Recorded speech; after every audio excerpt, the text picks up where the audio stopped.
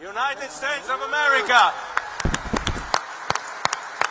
Name of the country, we'll give a nice photo. In a moment that has ignited fierce debate at the intersection of global politics and international sport, a single comment from football's most powerful figure has triggered an unusually sharp rebuke from Kiev and reopened old wounds over whether sport can ever truly remain neutral in times of war.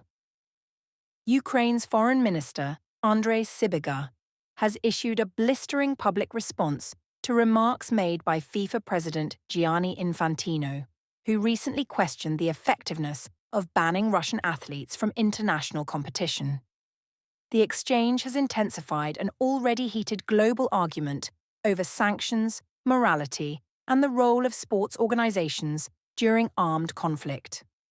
Speaking in an interview with Sky News, Infantino argued that long-term bans and sporting boycotts often fail to achieve their intended goals.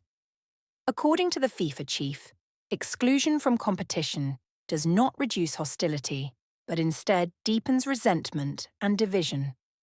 He suggested that Russian athletes, particularly younger competitors, should be permitted to return to international events, at least at junior levels, as a step toward reducing animosity. Those comments were met with swift and uncompromising condemnation from Ukraine's top diplomat. Taking to social media platform X, Sybiga denounced Infantino's stance in unusually severe language, accusing him of ignoring what Ukraine describes as ongoing civilian casualties caused by Russian military operations. The foreign minister argued that calls to ease sporting restrictions while the conflict continues were not only inappropriate, but morally indefensible in the eyes of future generations.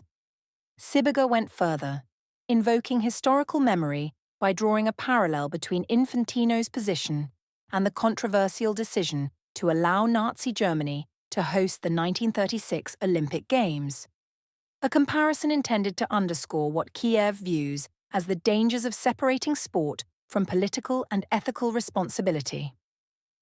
Russia, for its part, has consistently rejected accusations of deliberately targeting civilians. Moscow maintains that its military actions are directed solely at Ukrainian military infrastructure and strategic targets, and has dismissed claims of systematic civilian harm as misinformation. The clash reflects a broader unresolved dispute that has lingered since the outbreak of the Russia-Ukraine conflict in February 2022. In the months following the escalation, Russian and Belarusian athletes and national teams were barred from a wide range of international sporting events. These exclusions affected competitions governed by FIFA and UEFA, as well as major multi-sport events, including the Olympic Games. Ukraine has also taken unilateral measures, placing sanctions on specific Russian athletes it accuses of promoting or endorsing what it calls aggression or state propaganda.